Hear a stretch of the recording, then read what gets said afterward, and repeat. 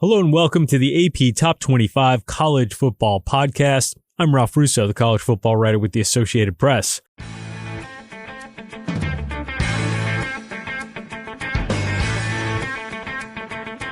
Today on the show, we'll preview an interesting weekend of college football that has two top 25 matchups in the SEC, two in the ACC, and the Red River Shootout between Oklahoma and Texas that matches a pair of teams coming off disappointing losses.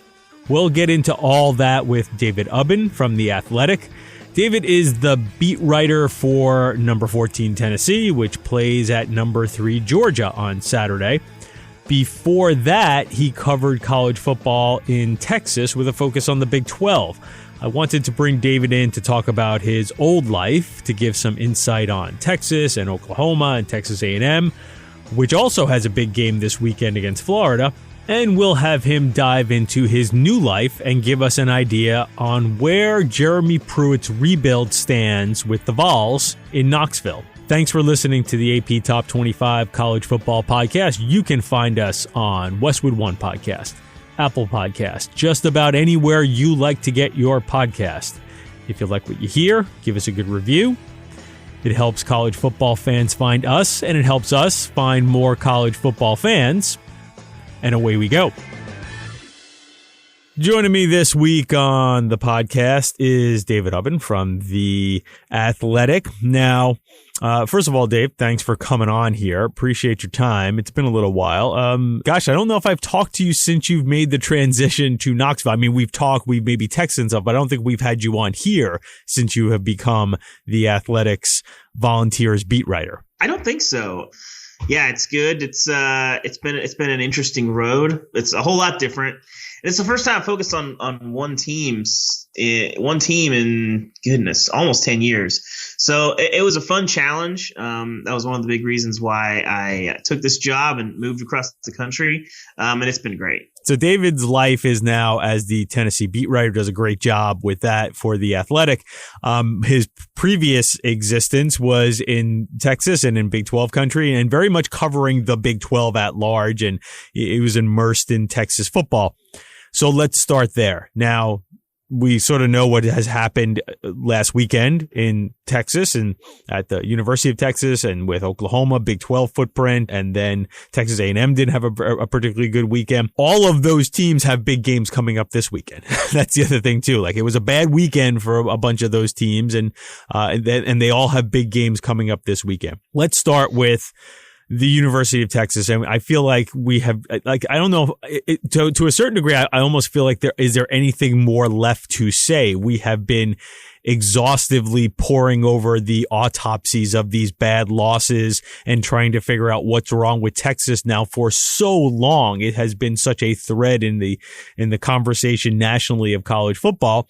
But we have reached that point again in this season because a week after pulling, one out of the fire against Texas Tech, they were not lucky enough to do the same against TCU. And now they walk into the Red River rivalry, Red River shootout, if you will, very much like Oklahoma, desperately in need of a win. Again, like, this is your old life, so maybe you're just happy to be out of that, like of analyzing Texas, but I'm going to drag you back in and give me an idea of, like, why doesn't this change? Is there something wrong with Texas and it's not the coaches and it's not the players? Is there something functionally wrong with the way Texas runs its football operation? Well, I think a couple things with that. Everyone sort of holds up Mac as the gold standard of, we got to get back to this 9 or 10 consecutive seasons of at least 10 wins. People are like, well, that's what Texas should be. But if you look at the history of Texas football and runs of success that long, that good, that's the outlier. That shouldn't be the expectation when you look at 100 years of Texas football. Yes, they should compete for national championships more often. They should be in the hunt for the playoff more often. They haven't been what I would call, the best team in the Big 12 very often. Oklahoma's been the class of the Big 12. Oklahoma has been a better program over its history than Texas. And so maybe part of that is expectation, but the flip side of that is when you've recruited at the level that Texas has recruited at, and when you have, you get the coach that everyone wanted, that everyone was very excited for and convinced was going to be the guy to get Texas, back, as it were. And you get that guy, and you've got all the money, and you've upgraded your facilities, and you're doing all this stuff, and you take the sledgehammer to the lockers, and you get your $10,000 lockers in there, and you do all that stuff. You should be better.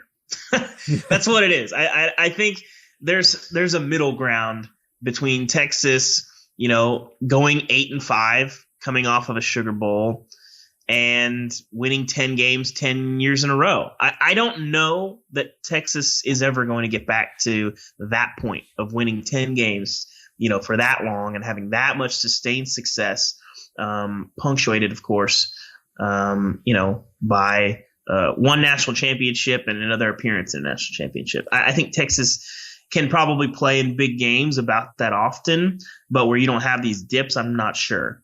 Since that Colt McCoy Rose Bowl, where he gets, has to get pulled for Garrett Gilbert because he hurts his shoulder. Texas has won 10 games one time, and they have had, 3 losing seasons. So, I think people got so used to, well, Texas is dominant that I think they lose the bigger picture. But to answer your question more specifically, I don't know. I don't know why Texas can't be better. I mean, Texas, they have everything you could want, talent, money, fan support, the facilities, all the things, good coaches, good, certainly Jimbo Fisher a little more proven than Tom Herman. But if you were, picking coaches 3 or 4 years ago, I mean, Tom Herman was on everybody's list, and what he did to Houston was really special. And so I don't know. I think that's the problem. I think if they kind of knew what was going wrong, I think they would. And I think it's tough because Tom Herman has largely duplicated the same sort of cultural things and the same sort of attitude that he did at Houston, and it's not been working at Texas. And I don't know where you go from here if it's not working. And that's sort of the tough question. This probably applies also to A&M. But I also wonder if, and probably maybe even to Oklahoma too, for their situation, because you talk about recruiting, and these are schools that typically recruit top 10 classes. But I also wonder if it's the difference between getting the 4 stars and the 5 stars.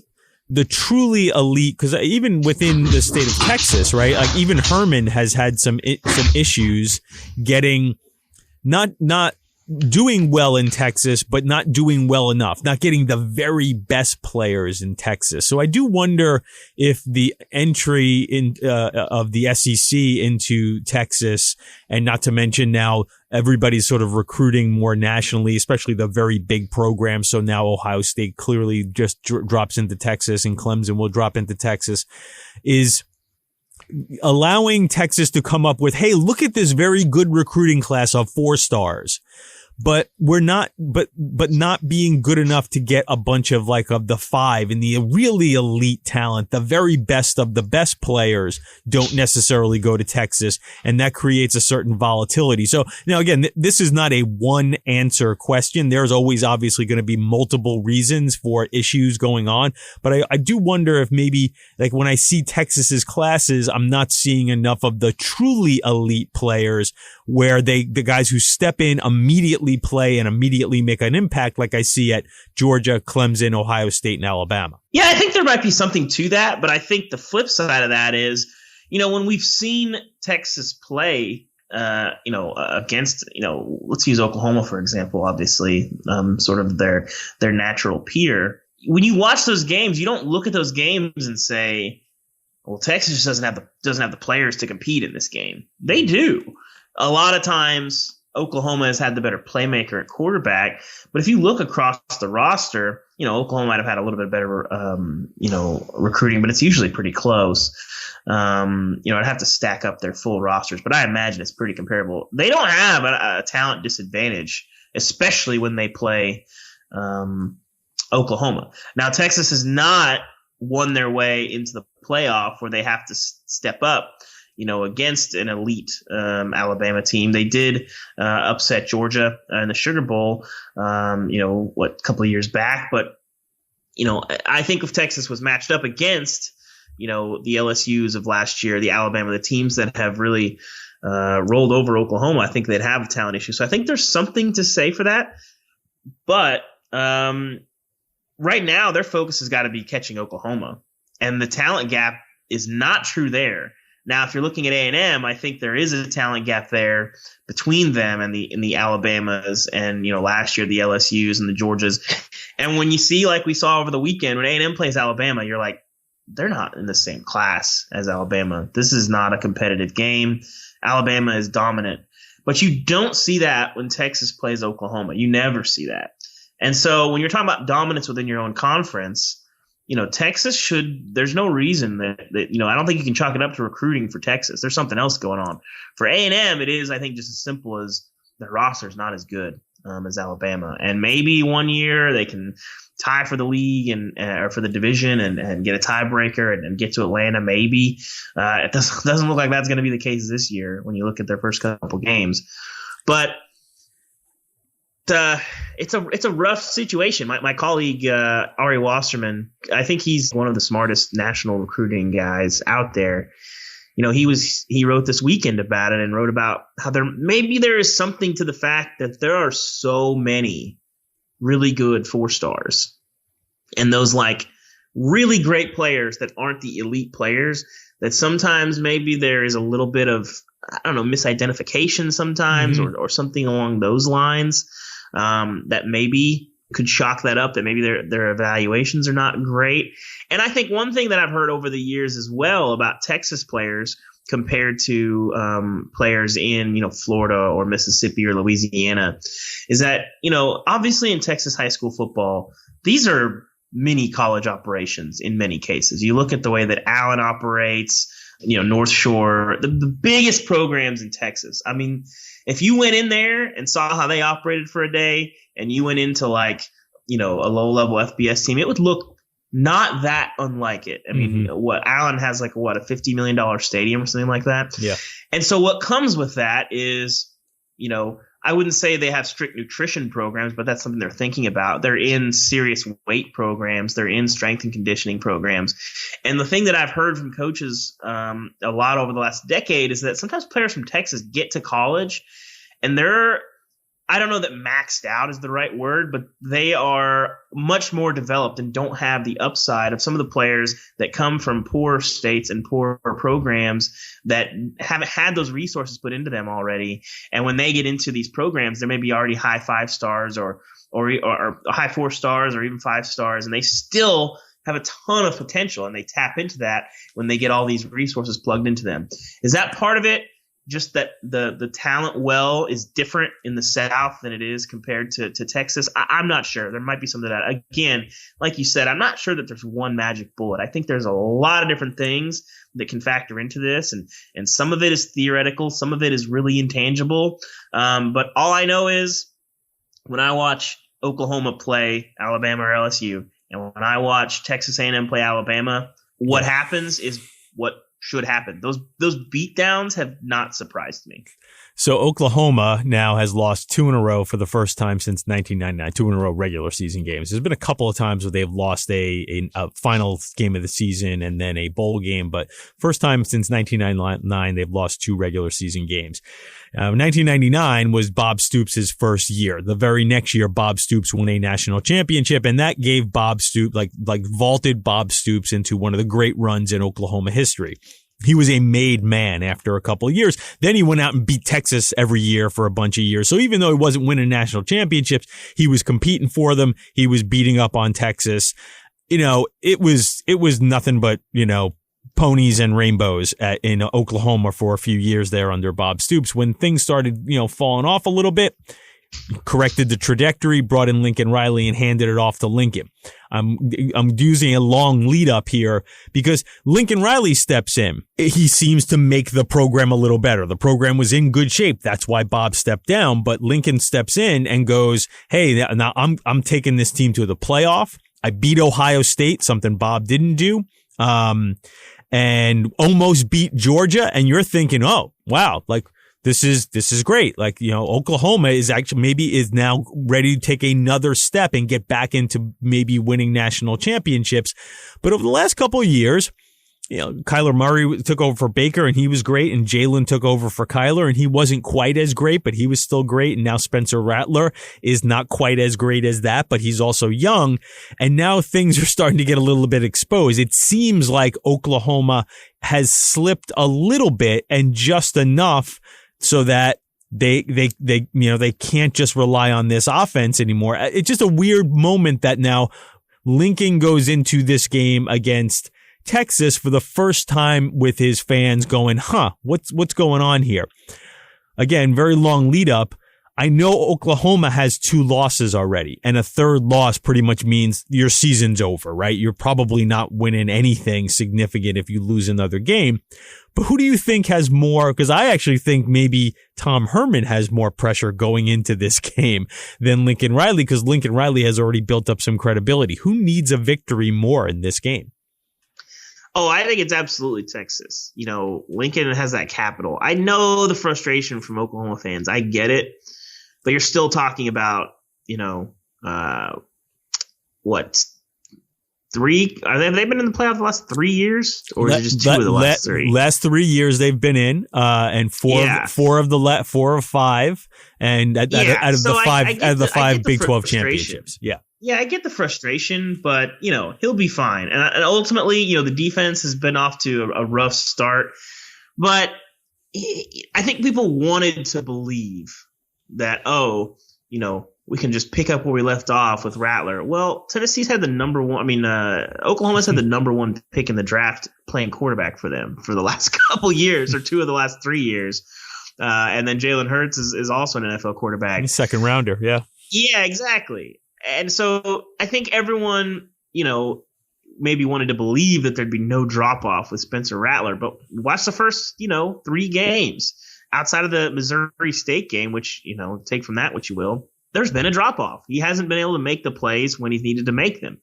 Well, this is his first year playing quarterback. He's a, redshirt freshman. I don't know what people – I think to expect that he was just going to look like a first-round pick the day he stepped is insane. And the defense has struggled too, and that's its own issue. But this was always going to be a quote-unquote rebuilding year, which at Oklahoma – might mean nine wins or something like that. But I think that people wanted to give Lincoln Riley the benefit of the doubt and say, well, you've kept playing musical chairs at quarterback. You're just going to replace the guy that came in with another one. Well, let's look at who they replaced. But Baker Mayfield had played meaningful football, and then he sat and he was pretty hungry, but he had proven himself at Texas Tech that he could be a player. Obviously, Jalen Hurts, not much more needs to be said there.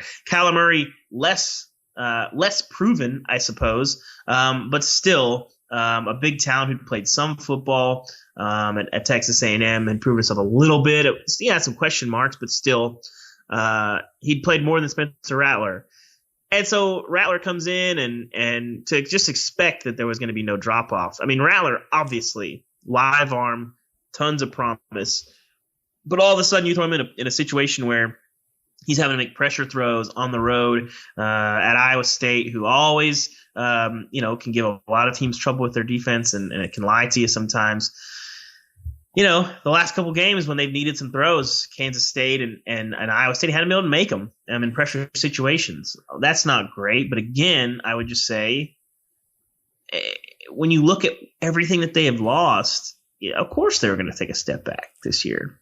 I think the expectations were probably a little bit too high for them. Maybe a little bit too much faith put in. Well, it doesn't matter who we have. It's plug and play, baby. It's plug and play. We're just going to be back in the playoff. And that's not been the case this year. I think Rattler, big picture, is going to be fine. I think there's not a lot of guys that have that kind of promise.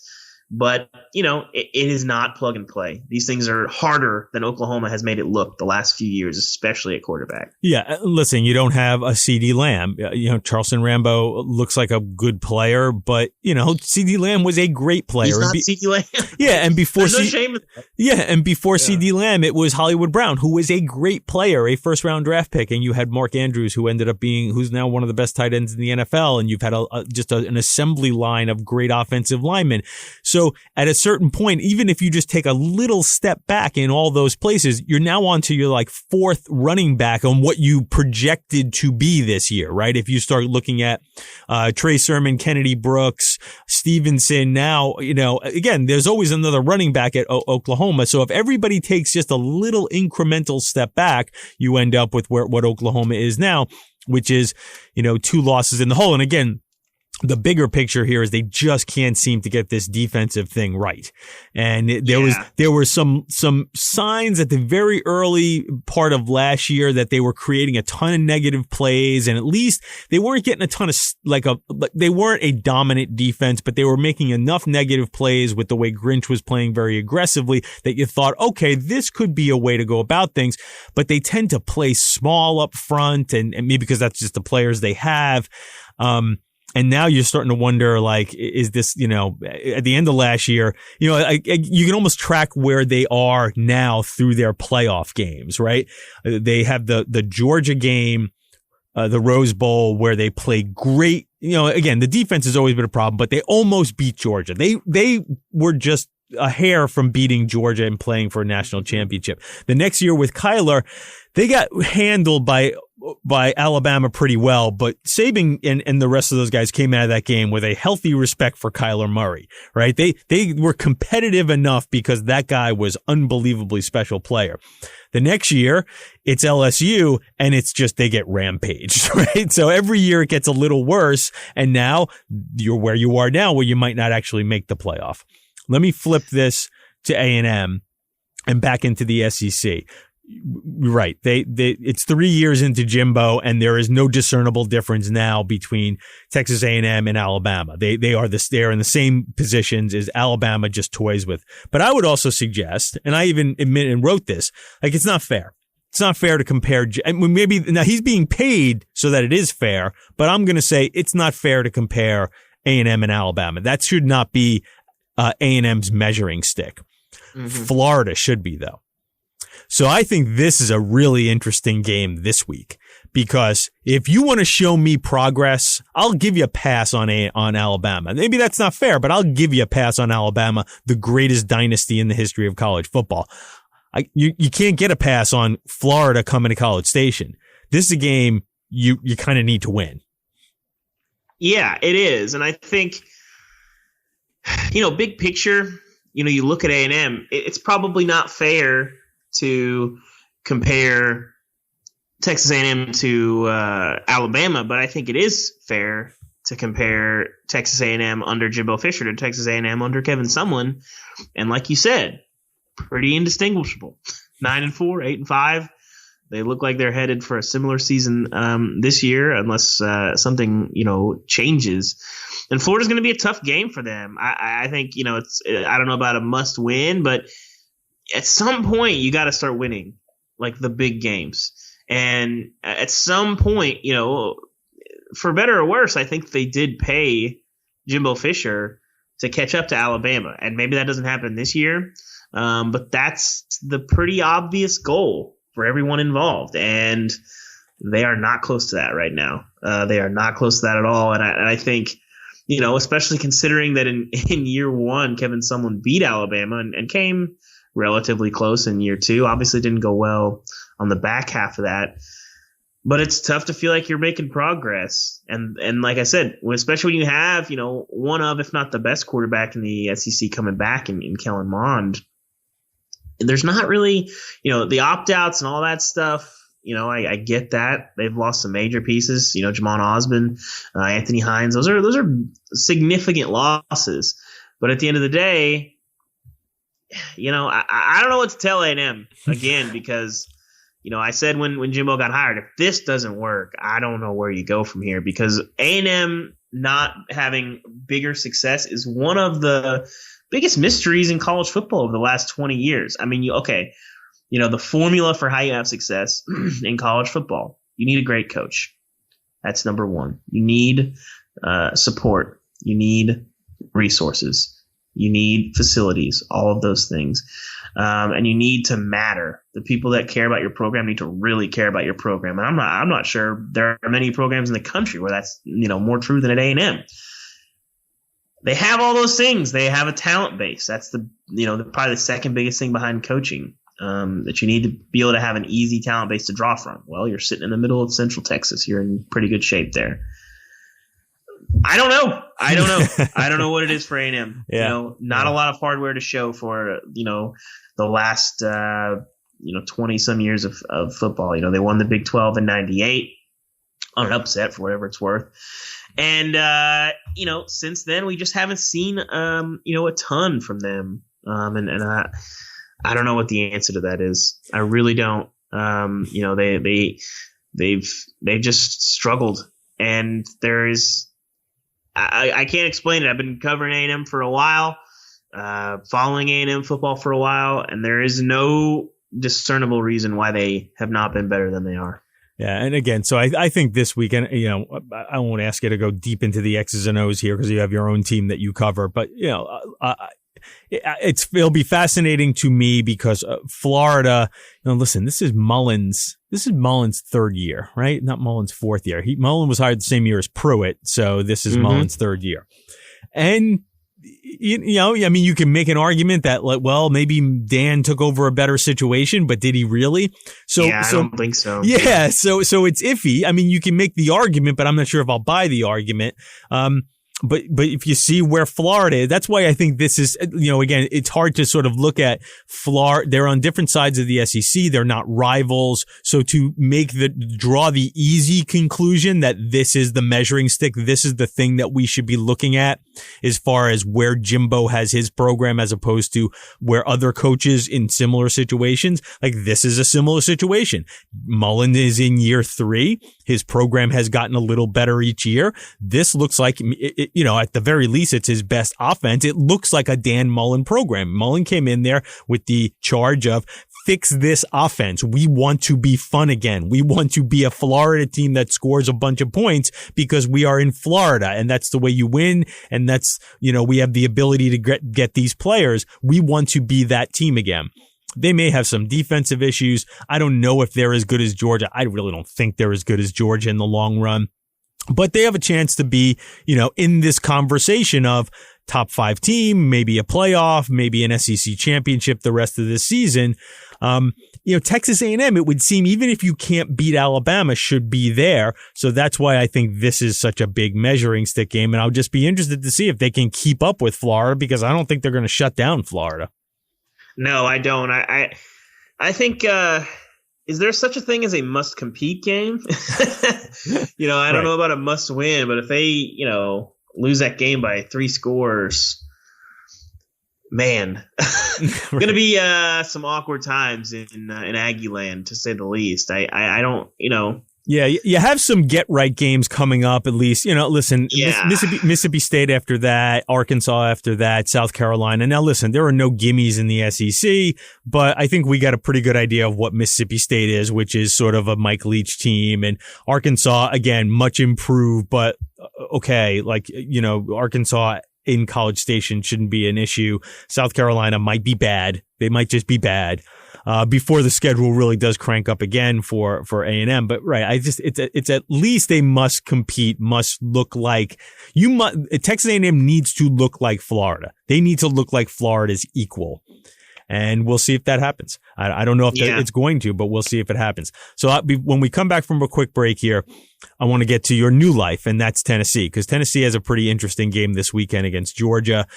Tennessee has been in this weird purgatory of when will they be back? They have been one of those programs, and maybe we'll get a better idea of what that looks like. Talking to David Ubben from The Athletic. He covers Tennessee. He used to cover the Big 12. We will be back on the AP Top 25 College Football Podcast right after this. Another 15, 20 minutes. Dave, does that work for you? Yeah, sure. Okay, great. 3, 2, 1. And we're back on the AP Top 25 College Football Podcast with David Ubben from The Athletic. And you cover Tennessee. You do an amazing job of covering Tennessee.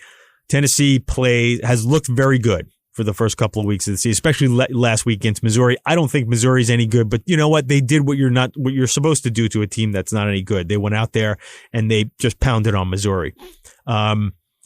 Tennessee is a very big game coming up this week. Again, one of those measuring stick games. I don't think we expect them to beat Georgia, but we can look at this and say, okay, how close are we here? How much is the development going on here? First of all, give me this sense of it. As someone who covers the team, listens to fans who root for the team, what is the expectation in Tennessee, in Knoxville, of this game? What are fans, what are the people who are around this team sort of looking for out of this game? Well, I think everyone knows that Tennessee's roster is not, where they're just going to be able to go toe-to-toe with Georgia every time and compete. Tennessee's roster is much better than where Jeremy Pruitt inherited it. But it's not quite there yet. They're probably still a year away from feeling any sort of confidence in trying to go toe-to-toe with Georgia. That said, for the last 2 years when Tennessee has played Georgia and Alabama, there's an element of brace yourself. Hold on. Hope nobody gets hurt. Let's get to next week. That is not the case this week. I don't think anyone's expecting a win, but Tennessee would have needed something supernatural to beat Georgia or Alabama, the last couple of years. They don't need that now. They need to play really well. They need to play mistake-free. They need to win the turnover battle, and they need an average game from Stetson Bennett. You put all those things together, Tennessee can beat Georgia. They can do it. That's a lot of things that need to fall in place, but it's nothing that would be like, how did that happen? And I think that, for whatever it's worth, says a lot about the trajectory of the program. Tennessee doesn't have the depth that Georgia has necessarily, but they've got a lot of really great players in their depth chart. And you look at, I was looking at this before the season, their 2019 recruiting class. Those guys are sophomores right now. I can tell you right now, there's at least 6 NFL players in that class, maybe as many as 9, just based on what we've already seen. And that I don't think any of those 6 are a leap of faith at all. Mm-hmm. Those guys are going to be drafted. That wasn't happening for much.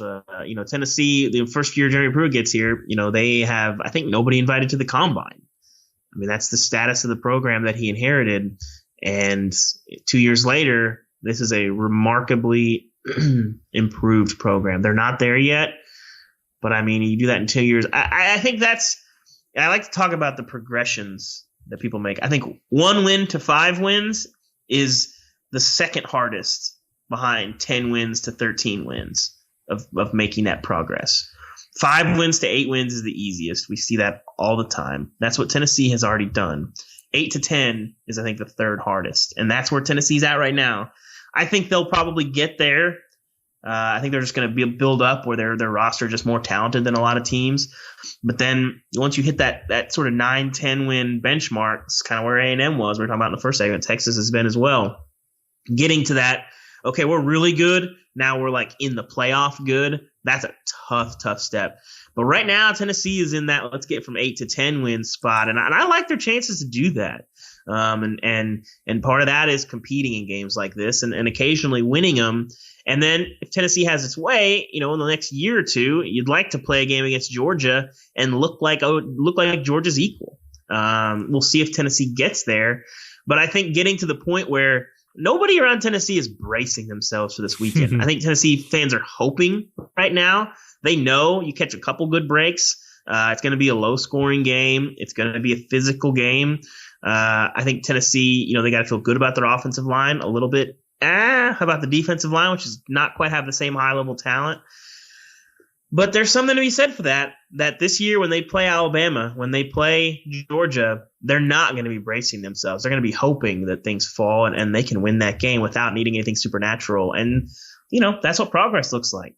You mentioned that offensive line, and it looked pretty good. It certainly, listen, as first of all, you're watching on TV, so you can never really tell, right, about what an offensive line looks like if you're watching on TV. Secondly, you're watching on TV like I do 6 different games, right? So I'm not going to give you a deep dive scouting report, but that's why I'm bringing you on, because I know you one of your stories this week for The Athletic was to do a deep dive scouting report on what you saw out of that Tennessee offensive line. It's got at least, I mean, and Smith is going to be a first-round draft pick this year. You talk about like the 5 stars. Cade Mays got plugged in now. That's an NFL guy. There's at least 2 or 3 other 4 stars on there, if not another 5 star. I'm probably forgetting 1 or 2. So they got the talent there to play really well. They looked really good when I saw them playing last week. Give me a little breakdown of the talent and how well the talent seems to be meshing together now. Yeah, I mean, they go pretty solidly, 8 or 9 deep on this offensive line. And that first 5 is, depending on what they do, they've kind of shifted some guys on the right side. But they have 4 or 5 stars that are probably going to be about there on their starting lineup. And then Brandon Kennedy is a 6th-year senior transfer from Alabama who was their second best lineman last year. And then, of course, Trey Smith's a first-round pick. Wanye Morris and Darnell Wright, 2 guys in that 2019 class who they're going to be drafted, regardless of what they do. They've been pretty promising, but they have NFL bodies. And regardless of what they do over the next couple of years, they probably will get drafted. I think they can play their way into being, first or second rounders, depending on what the next couple of years look like. And then, of course, they've added Cade Mays to the mix. We've been writing about him this week as well. Right.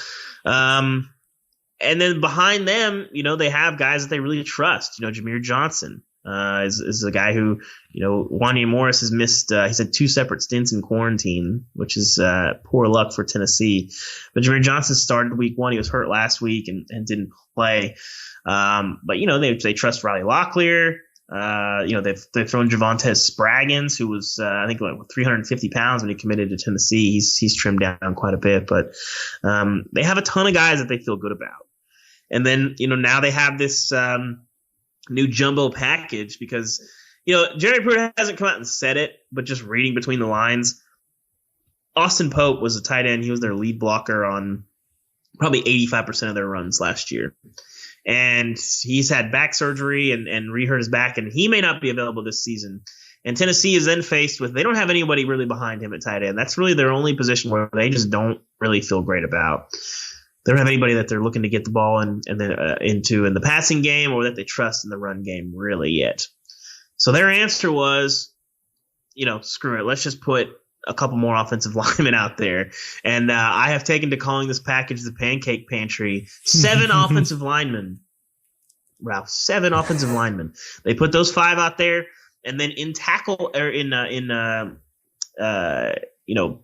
pass eligible jerseys, 93 and 96. They put Cooper Mays, a freshman who is, just under 300 pounds, and he is Cade Mays' younger brother.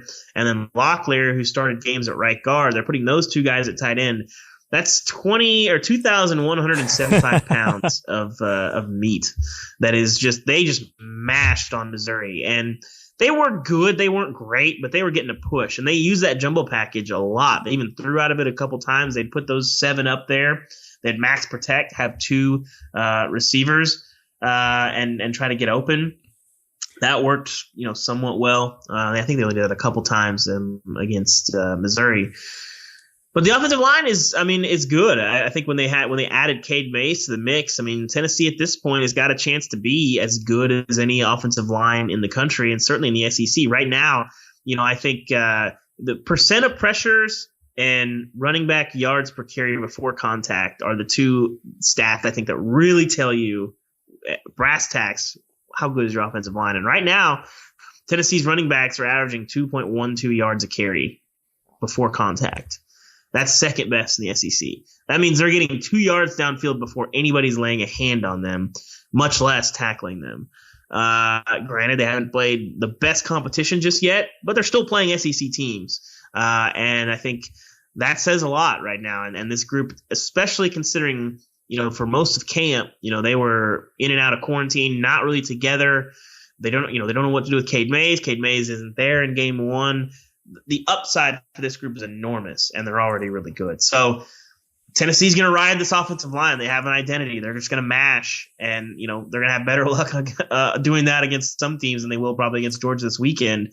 But that's who Tennessee's going to be, and it's interesting to watch because they, in 2018, this was one of the worst offensive lines that I have seen, among a Power 5 team. They were not good, especially after Trey Smith went out with blood clots. The second half of that season was rough, and to see where they are now. It's amazing. So you mentioned, right, they're going to ride this offensive line. They've got a couple of good you can always find good running backs in the SEC, and that's not to slight anybody, but every SEC team has a good running back. What obviously is going to separate how good Tennessee can be this year probably is Jarrett Garantano and where his development is. Clearly, they are not going to ask him to go out there and put up huge numbers to win games. That's just not going to be their identity. But nonetheless, there are going to be points when your quarterback is going to have to be more than just a caretaker if you're going to win big in the SEC. Define win big, I'm not really sure what Tennessee's win big is.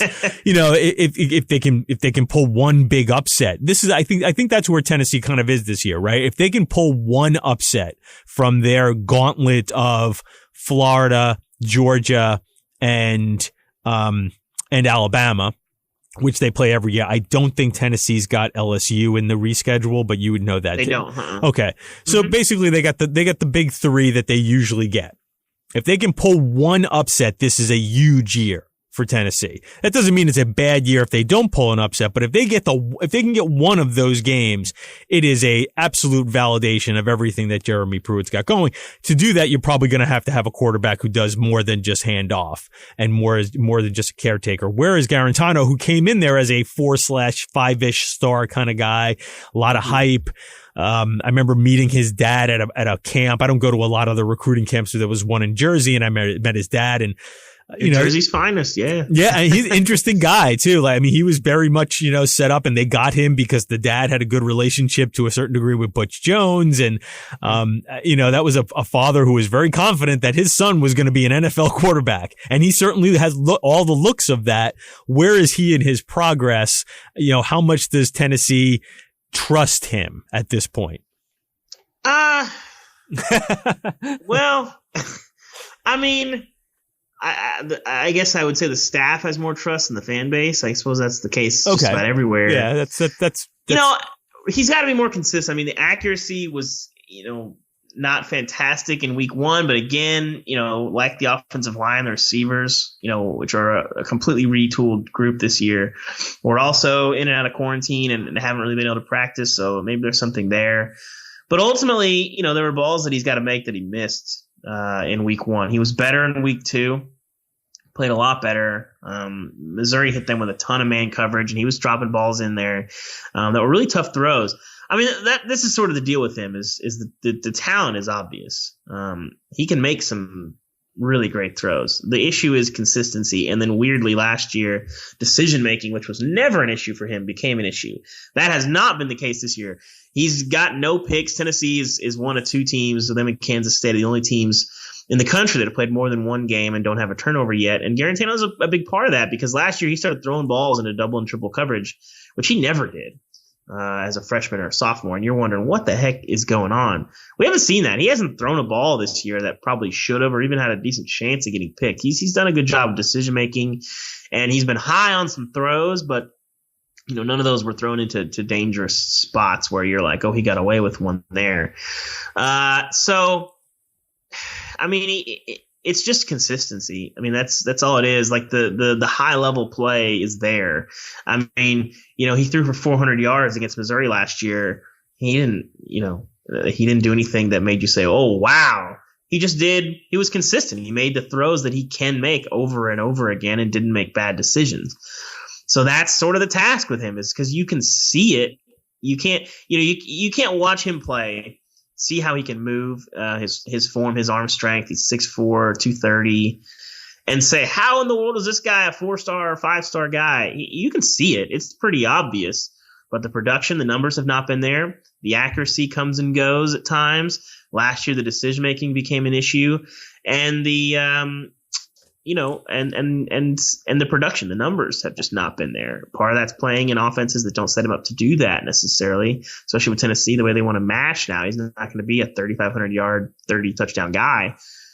But can you make the throws you need to make when you need to make them, make the right decisions and be accurate? If you can string those together and be consistent, he can be really good. They're not going to go into Georgia this weekend and put the game on his back. They're going to put this game on the offensive line's back, try to get ahead of the sticks, and he needs to make, a handful of throws to extend the chains, to be really efficient in the red zone. The red zone's been the biggest issue for them, and they were pretty good on Saturday. Again, Missouri is going to be different than Georgia, but Tennessee was 112th in the country last year in touchdown red zone percentage. They were 5 for 5 on Saturday. Against Georgia, you'd like to think you can be somewhere in the middle there. They're not going to be in the red zone 5 times against Georgia. I'd be willing to bet a lot on that. But when you get down there, you got to turn that into 7, and that was part of the reason why they dug a huge hole against Indiana.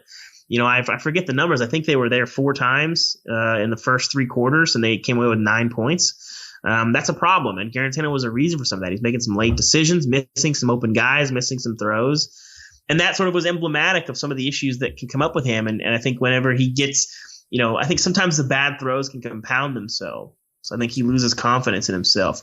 He can make these pinpoint accurate throws. I mean, one of his first throws on 3rd and 13 on Saturday, it's a little fade route from the slot to Jalen Hyatt, a true freshman.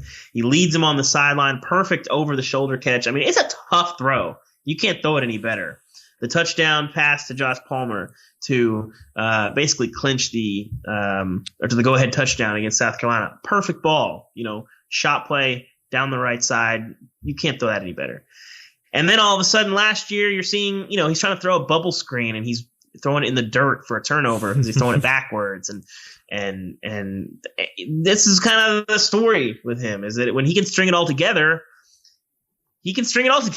but we don't see that very often. And that's going to be the key for Tennessee is putting that together. Yeah, I find Tennessee right now in their progress to be a little bit of almost like Georgia light. And let me just turn this to Georgia for a second, because listen, Georgia's loaded. The only reason why I was hesitant I was pretty much all set to sort of pick them to win a national championship. I've been saying this a lot on this show. Georgia's going to win a national championship at the rate they're going. I think it's almost inevitable. You can't recruit at the level that they're recruiting at and not have a year where things sort of break your way. You win the close game against Alabama. The amount of bad luck they've had is wild. We've had they're a fake punt and a 2nd and 26 away from possibly having 2 national championships under Kirby. Yeah, and if they keep doing it, and they just brought in another enormous class last year, and they're ready to do another one. Like at some point, things are going to break your way, and I kind of figured this year might be that way. But then the quarterback thing got hairy, right? All of a sudden, you don't have Jamie Newman and Daniels can't play, and now you're stuck with Stetson Bennett. So I still think Georgia's issue is when they have to play Alabama or maybe even Florida, because Florida could be like, I just don't think you win championships with defense anymore. Like that the day and age of that college football is gone. So when you play Alabama, which is now a bombs away team, because that's what Alabama is. And when you play these other elite teams with elite quarterbacks and elite offenses, that means you're going to need to score a bunch of points. And I still don't know if Georgia, they tried to be that. They tried to become that by bringing in a new offensive coordinator, by bringing in 2, really highly touted transfer quarterbacks. But now they're back to Stetson Bennett and seemingly being what they were last year. So I don't know what Georgia's ceiling. I know Georgia has a very high ceiling, but I do wonder, not necessarily for this week, but going forward, if Georgia, it's only going to be an issue probably in a couple of games this year, but there'll be a couple of games where they're going to need to open up that offense and score some points. And I'm just wondering if they're going to be able to do it. Yeah, I think big picture they probably will be. I think this was not the best year to be resetting your quarterback spot and be breaking in a new offensive coordinator. But I'm a big fan of Todd Monkey. We talked about the Big 12 earlier in the show. I was around when he was doing what he was doing at Oklahoma State. And, you look at that team, you look at, Joseph Randall, Brandon Whedon, Justin Blackman. Those are 3 of like the best college players we've seen in a long time. They're freakishly productive. They win a Big 12 title at Oklahoma State. They did not do fantastic in the NFL. And I think that speaks to Monken's ability. He's going to have guys at Georgia who are really great NFL players. And a big picture, I like them, but I think this was the wrong year to have a 3-month shutdown and no spring practice. I think I picked Georgia at some point this year earlier to be in the playoff and win the national championship, but that was not planning for the situation that they find themselves in. I think they're going to be okay. But yeah, I expected the offense to be a little bit better.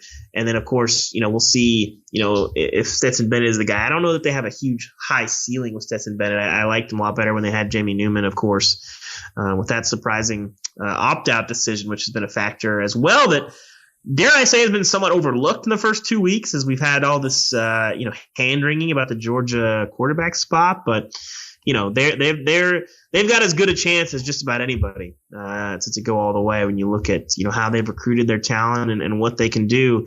But that defense, man, just you say you can't win a championship just with defense. I mean, Georgia's not functional on offense, but man, they may test that theory. I mean, Auburn's a pretty good offense. And you look at, I calculated it up last week when I was looking ahead to this game. So Arkansas scores a touchdown early in that game. Since then, Georgia's faced 22 drives.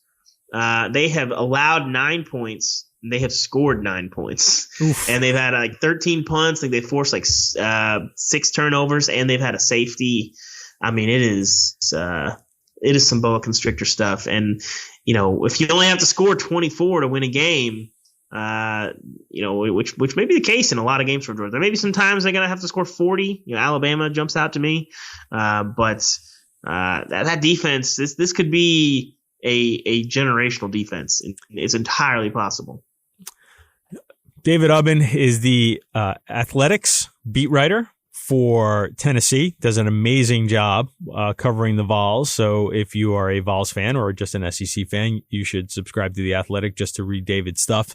And of course, his previous life was covering the Big 12 and all that is Texas football, not just the University of Texas, but the state of Texas football. So actually, let me close it out on this, because you had a lot of experience in Texas, which is football crazy, with those different fan bases that are football crazy, and the Big 12. And then you go, and now you are very much immersed in one school, which you hadn't been in a long time, in Tennessee. Is there a difference between the crazy? Is there a different, or is it the same? Is the level of craziness and passion about the sport the same in both places, but maybe as high, but a slightly different variation? Compare and contrast the state of Tennessee and especially Knoxville and that program with maybe what it was like covering Texas football of all shapes and sizes. Well, I think I would put it this way. I think culturally in Texas, football holds a deeper place, but it's at every level, right? You have the high schools. You have, obviously, in Texas, it's a very splintered college situation. Everybody's sort of fighting with each other because you have, 12 or 13 FBS programs. But you have, the Baylor fans, the Texas fans, the A&M fans. There's some Oklahoma fans in there as well. People care about college football, but it's not the same in Texas because it's very splintered. And then, of course, you have mostly Cowboys fans, and then some very, very sad, although not less sad today, Texans fans.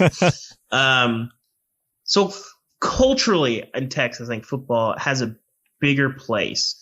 But in terms of pure college, the fact that everyone in Tennessee is pulling in the same direction, although they want Tennessee to be good, I think that the craziness and intensity of Tennessee football, I would say, is greater than just about anywhere in Texas than maybe A&M, because there's no such thing as a casual A&M football fan. I mean, A&M fans are wild.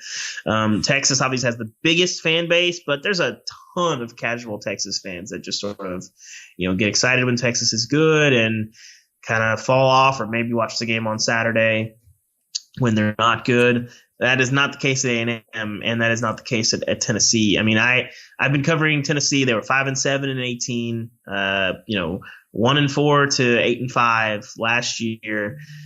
People really care, and people are really fired up about it. So I think that's how I would put it, is that on the college level, I think there is more intensity in Tennessee, and maybe that's in part because people around here care a lot, and goodness, they're angry. 10 years of losing will do that. It's an angry fan base I have found.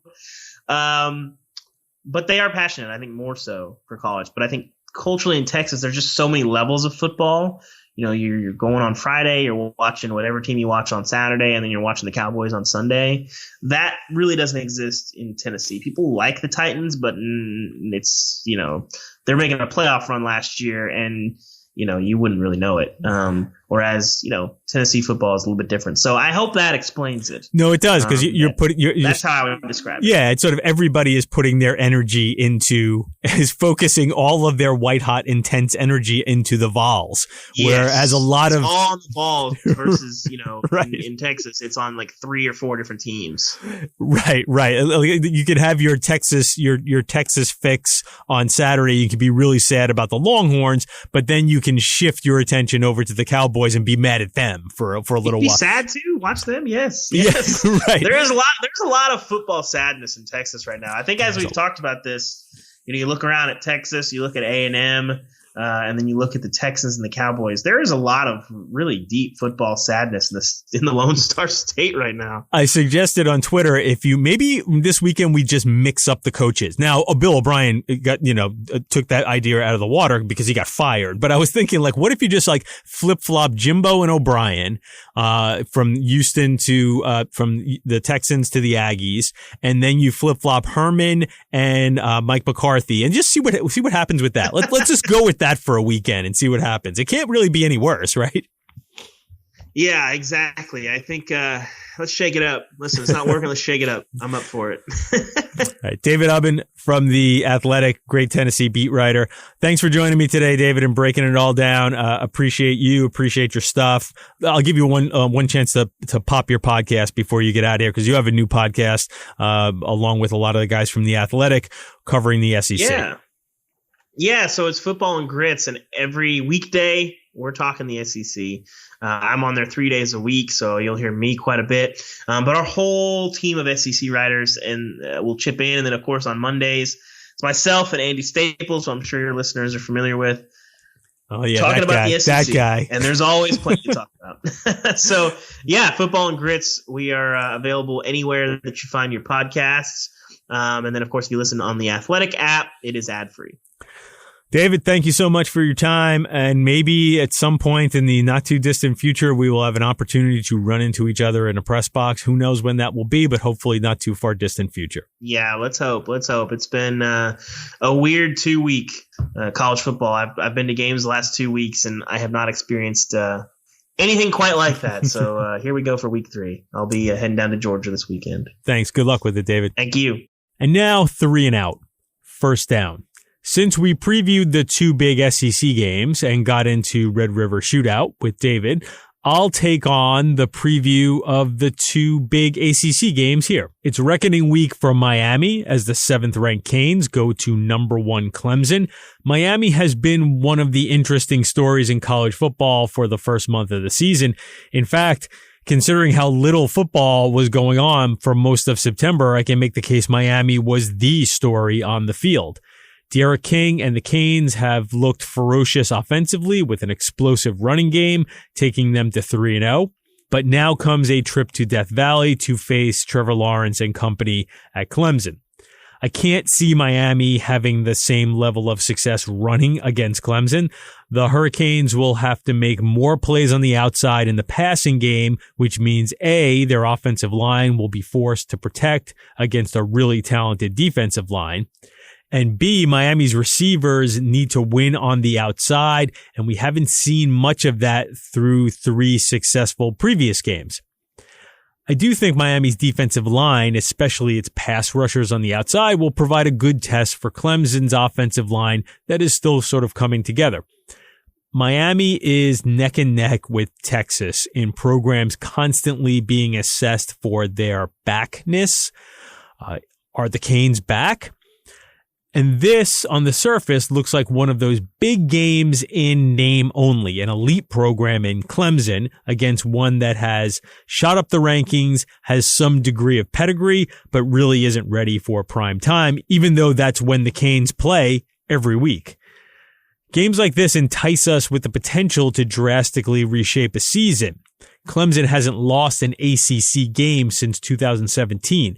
The problem is, more often than not, the elite program flexes its muscle, and by 9:30, you find yourself flipping channels looking for a competitive AAC game to watch. Second down, the other top 25 matchup in the suddenly interesting, in a good way, ACC takes place at Chapel Hill, with number 19 Virginia Tech visiting number 8 North Carolina. The Tar Heels are off to a 2-0 start against ACC non-contenders Syracuse and BC. I think there are some who may have expected more dominant performances out of UNC in its first two games, but I see a team with very good fundamentals. The Tar Heels are off to a 2-0 start against ACC non-contenders Syracuse and BC. I think there are some who may have expected a more dominant performance out of UNC in the first couple of games, but I see a team with good underlying fundamentals. The Tar Heels defense leads the nation in yards per play against, and the offense is top 20 in yards per play. They have a negative turnover margin and have been killing themselves with penalties, almost 10 per game. As for Virginia Tech, considering how well the Hokies have done the last couple of weeks playing shorthanded, it's tempting to think that there is another gear for them to hit once they get all their guys back together. I'm just excited to see the Hokies might finally have a star-level running back in Kansas transfer Khalil Herbert. It's been a while since Virginia Tech has been able to hand off to a truly exciting player. Should be a good one in Chapel Hill, with the winner grabbing an early inside track to the ACC title game. Third down. Two American Athletic Conference teams finally get their seasons off the ground this weekend. Houston's difficulties getting a game have been well documented because the Cougars had 3 different teams bail out on them during September because of COVID issues.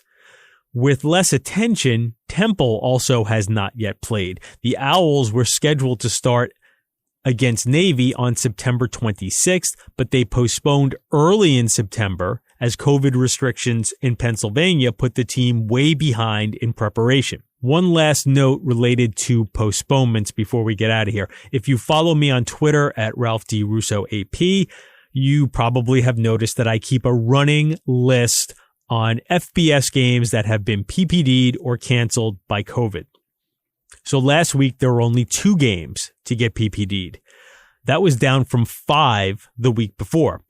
Also notable is the number of Power 5 conference games to be postponed has been pretty low. The ACC has had 3, 2 involving Virginia Tech, plus Wake Forest against Notre Dame. I wouldn't call anything a trend yet because the virus is still moving pretty freely around lots of the country, and these teams aren't actually in a bubble.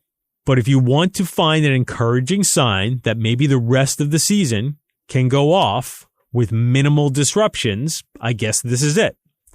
Remember, we're recording this on Tuesday afternoon, so by the time you hear it, this whole section could have gone straight to hell. That's the show for today. I'd like to thank my producer, Sarah McCrory, for making me sound good. You can find this podcast on Apple Podcasts, Westwood One Podcast. Please subscribe so you do not miss an episode. I'm Ralph Russo, the college football writer with the Associated Press. Thanks for listening, and come back for more next week of the AP Top 25 College Football Podcast.